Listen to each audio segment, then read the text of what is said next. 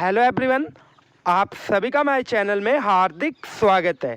दोस्तों, आज की वीडियो में हम बात करने वाले हैं हिस्ट्री से जुड़े ऐसे मोस्ट इंपॉर्टेंट क्वेश्चंस के बारे में जो कि आपके TGT arts commission, JVT commission, secretariat clerk exam और आपकी जो पटवारी परीक्षा है उसके लिए इम्पोर्टेंट रहने वाले हैं। दोस्तों, मैं आपको बता दूं, यहाँ पे आपको वही क्वेश्चंस बताए जाते हैं जो कि बार बार एग्जामिनेशन में पूछे जाते हैं। और ऐसा नहीं है कि ये जो क्वेश्चंस हैं वो सिर्फ एक आधे एग्जाम के लिए ही इम्पोर्टेंट है।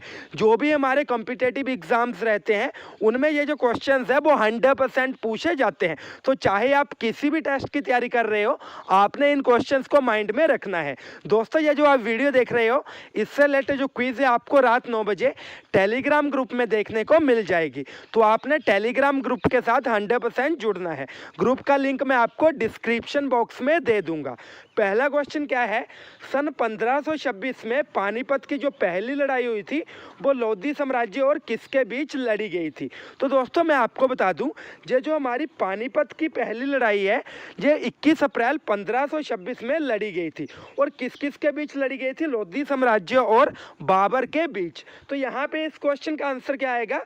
बाबर। तो आपने माइंड में रखना है। आगे हमारा क्वेश्चन नंबर 2 है तराइन का युद्ध। तो यहाँ पे आपको बता दें दोस्तों, जो भी तराइन की लड़ाइयाँ हैं वो उससे रिलेटेड जो क्वेश्चंस है वो हर एक एग्जाम में पूछे जाते हैं।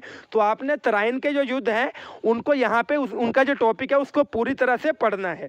तो यहाँ पे दोस्तों क्या पूछा गया है, तराइन का तीसरा युद्ध कब लड़ा गया था? तो दोस्तों, मैं आपको बता दूं, ये जो तराइन का तीसरा युद्ध है वो 1215-1216 में लड़ा गया था। और किस किस के बीच लड़ा गया था? इल्तुतमिश और कबूचा के बीच, जिसमें जो जीत है वो इल्तुतमिश की हुई थी। तो आपने माइंड में रखना है। अगर ऐसे पूछा गया होगा तो आप लिखोगे 1215, अगर पेयर में होगा तो आप लिखोगे 1215-1216 में। माइंड में रखना है। आगे दोस्तों हमारा क्वेश्चन नंबर 3 है, क्या पूछा गया है, कन्नौज की लड़ाई किस वर्ष में लड़ी गई थी? कन्नौज की जो लड़ाई है, कन्नौज का जो युद्ध है वो कब हुआ था? तो दोस्तों यहाँ पे मैं आपको बता दूं, ये जो हमारा क्वेश्चन है इसका राइट आंसर क्या रहेगा दोस्तों? 17 मई 1540, 17 मई 1540। और ये जो लड़ाई है किस किस के बीच लड़ी गई थी? हुमायूं और शेरशाह सूरी के बीच, जिसमें जो विनर है वो कौन हुआ? शेरशाह सूरी। तो आपने माइंड में रखना है। क्वेश्चन नंबर 4 है, इल्तुतमिश का शासनकाल कब से कब तक रहा? तो मोस्ट इंपोर्टेंट क्वेश्चन है, इल्तुतमिश का शासनकाल कब से कब तक रहा, कब शुरू हुआ और इसकी जो एंडिंग है वो कब हुई? तो दोस्तों मैं आपको बता दूं, ये जो इल्तुतमिश थे वो दिल्ली सल्तनत में शमशी वंश के एक शासक थे, जिनका जो शासनकाल है वो कब से शुरू हुआ? 1211 से। और इसकी जो एंडिंग है वो कब हुई? 1236 को। तो आपने माइंड में रखना है 1211 से लेकर 1236 तक। आगे दोस्तों क्वेश्चन नंबर 5 है, क्या पूछा गया है, भारत में मुस्लिम राज का संस्थापक किसे कहा जाता है? भारत में जो मुस्लिम राज है उसकी स्थापना किसने की थी? तो दोस्तों मैं आपको बता दूं, इसका जो राइट आंसर रहेगा वो रहेगा मोहम्मद गोरी। मोहम्मद गोरी ने भारत में मुस्लिम राज की जो स्थापना है वो करी थी। तो आपने माइंड में रखना है। आगे दोस्तों क्वेश्चन नंबर 6 से क्या पूछा गया है, राजा राममोहन राय को राजा की उपाधि किसके द्वारा प्रदान की गई थी?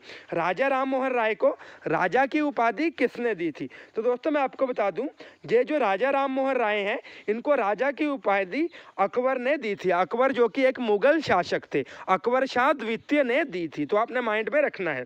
क्वेश्चन नंबर 7 है, क्या पूछा गया है, खेड़ा का युद्ध कब हुआ? खेड़ा का युद्ध कब हुआ? तो दोस्तों मैं आपको बता दूं, ये जो खेड़ा का युद्ध है वो कब हुआ था? हमारा अक्टूबर 1707 में, 1707 में। तो आपने इसको माइंड में रखना है। आगे दोस्तों हमारा क्वेश्चन नंबर 8 है, इसमें क्या पूछा गया है, किसके शासनकाल में सबसे अधिक मंगोलीय आक्रमण हुए थे? किसके शासनकाल में सबसे अधिक मंगोल के जो आक्रमण है वो हुए थे? तो यहाँ पे राइट आंसर रहेगा अलाउद्दीन खिलजी। अलाउद्दीन खिलजी के शासनकाल में मंगोलियों ने सबसे ज़्यादा आक्रमण किए थे। आगे क्वेश्चन नंबर 9 है, पुर्तगालियों ने किस मुगल शासक की अनुमति से हुगली के कारखाने स्थापित किए थे? तो यहाँ पे क्या पूछा गया है, पुर्तगालियों ने किस मुगल शासक की अनुमति से हुगली में कारखाने स्थापित किए थे? तो दोस्तों मैं आपको बता दूं, यहाँ पे जो हमारा राइट आंसर है वो क्या रहेगा? जहांगीर। जहांगीर से परमिशन लेके इन्होंने हुगली के जो कारखाने हैं उनको स्थापित किया था। क्वेश्चन नंबर 10 में क्या पूछा गया है, तैमूरलंग ने किसके शासनकाल में भारत में आक्रमण किया। तैमूरलंग ने किसके शासनकाल में भारत पर जो आक्रमण है वो किया था।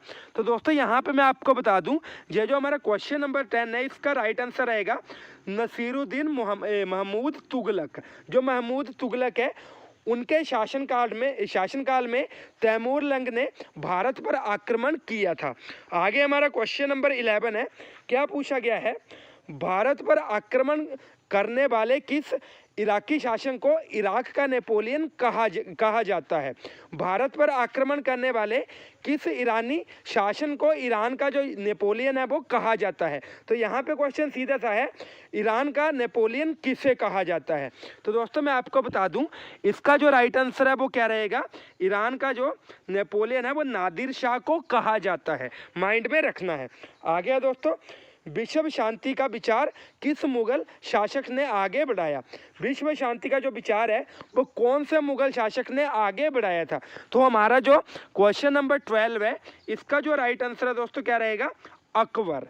तो यहाँ पे अकबर ने विश्व शांति का जो विचार है वो आगे बढ़ाया था। आगे हमारा क्वेश्चन नंबर 13 है, क्या पूछा गया है, किस समाधि के कारण नंदेड़ गुरुद्वारा सिखों द्वारा पवित्र माना जाता है। तो यहाँ पे जो हमारा नंदेड़ गुरुद्वारा है उसमें किसकी समाधि स्थित है। तो दोस्तों मैं आपको बता दूं, जो हमारा क्वेश्चन नंबर 13 है इसका राइट आंसर रहेगा गुरु गोविंद सिंह। ये जो क्वेश्चन है मैक्सिमम एग्जाम्स में पूछा जाता है। वो दोस्तों आपको, अगर आप ये जो हिस्ट्री है इसको इंटरेस्ट के साथ पढ़ोगे तो आपको इसको पढ़ने में बहुत ही ज़्यादा मज़ा आएगा। दोस्तों हमारा क्वेश्चन नंबर 14 है, क्या पूछा गया है, पृथ्वीराज चौहान राय पिथौरा के नाम से जाने जाते हैं, उनका मूल नाम क्या था। तो यहाँ पे पूछा गया है, पृथ्वीराज चौहान राय पिथौरा के नाम से जाने जाते हैं, उनका जो मूल नाम है वो क्या है। तो दोस्तों मैं आपको बता दूं, उनका जो मूल नाम है वो क्या था, पृथ्वीराज तृतीय, पृथ्वीराज थर्ड। तो आपने माइंड में रखना है।